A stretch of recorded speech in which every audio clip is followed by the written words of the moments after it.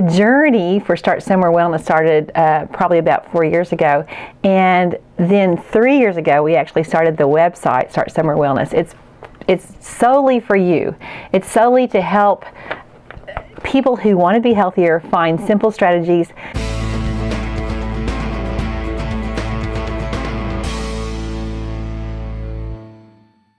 Okay, we're good. Well, nobody likes to feel deprived. I know that when I get hungry, I get mean. And I don't think you like to feel deprived either. I'm Dr. Debbie Osment. Thanks for joining me. I am have been a private practice dentist for 33 years. I've gone back to school and got a certification from Mayo Clinic in wellness coaching and a master's degree in nutritional medicine from the Morsani College of Medicine.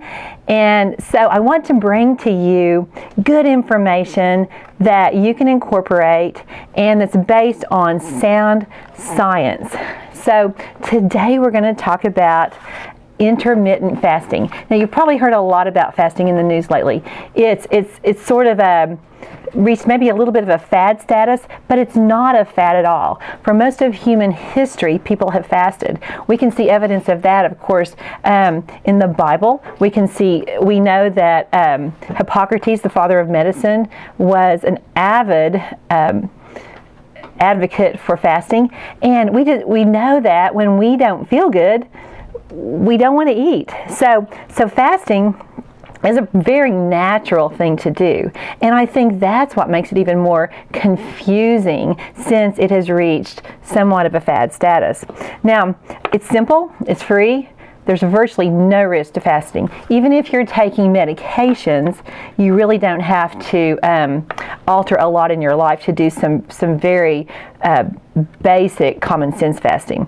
Fasting is a very broad term. There's all kinds of fasting. There's water fasting, there's fasting for days at a time, but today I'm going to talk about really just one segment of intermittent fasting, and that's a segment that you can get started with.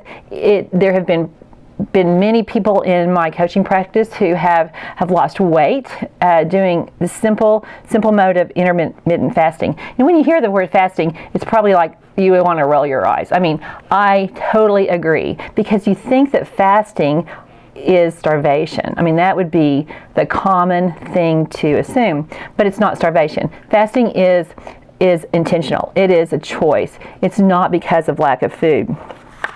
Now most of the research to date is based on animal studies. I think it's probably kind of hard to get a lot of people to sign up for fasting studies, but nevertheless, that's not one I would raise my hand for. But nevertheless, there are beginning to be a lot of good human clinical trials. But the research we have to date is based on a lot of my studies. Now, it's easily dismissed. The results are easily dismissed, but then we have a ton of humans who have experienced benefits, and these are called anecdotal results. So these might not be always accepted by the health establishment because they're not yet published in all the journals. And in anything that reaches a fad status can easily be dismissed as, just a fad, but it's not at all. Also, I think one thing that's important to know about intermittent fasting is that the results are slow. Many fad diets promise quick results. You have to buy something, you have to join something, and you're going to have these sudden results. But it involves lifestyles that are non-sustainable. So with intermittent fasting, I think it's the perfect start somewhere strategy because it's very sustainable. It's something that you can easily build into your environment and wrap your life around. Now, if you followed me on Start Somewhere, you know that I believe that social connectedness, and the research backs me up, that social connectedness is one of the main health strategies. We are designed to be in relationship. And so intermittent fasting offers offers an opportunity for that. Many diets are so restrictive, and you live your life saying, I can't have this, I can't have this, and I can't go there because I can't eat that. And intermittent fasting is totally different than that. Now, we live in a world of we are surrounded by food. We are summoned by food.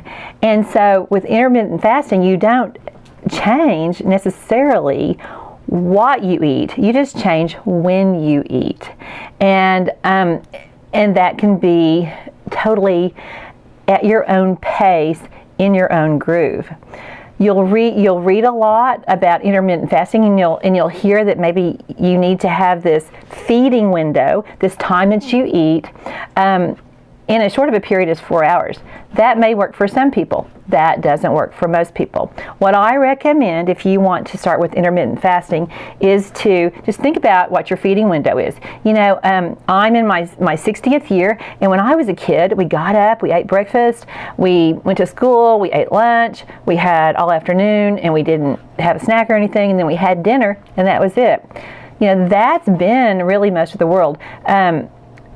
But now, with all the food everywhere, you know, I fed my kids breakfast, then I fed them a snack, then I fed them lunch, then I fed them a snack, and I probably fed them another snack, then I fed them dinner, and then I fed them a snack. You know, I didn't want them to get hungry. And but now we know that's not the best thing. When your body has this constant surge of food, of glucose that turns into glucose, insulin's released. Insulin is the fat storage hormone.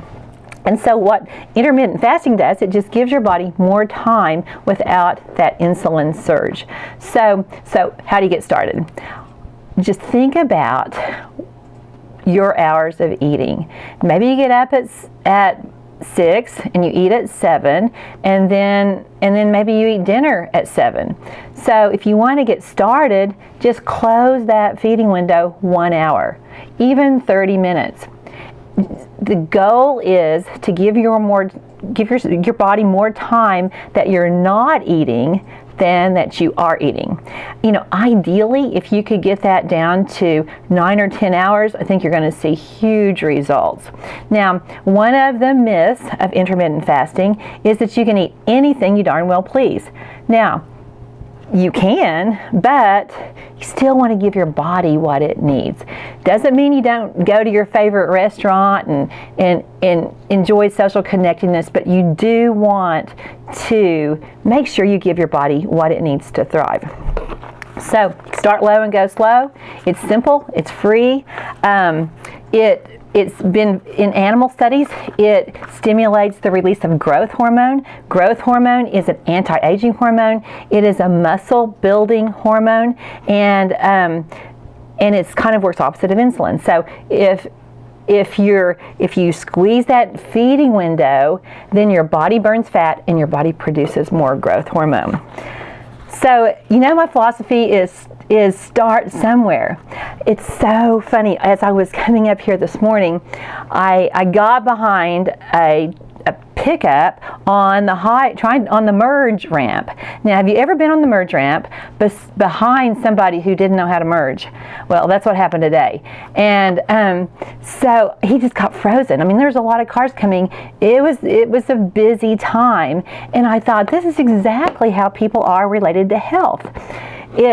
There's so many things to do, and it's just easy to get stalled on the merge ramp. Intermittent fasting is a great way to ease in.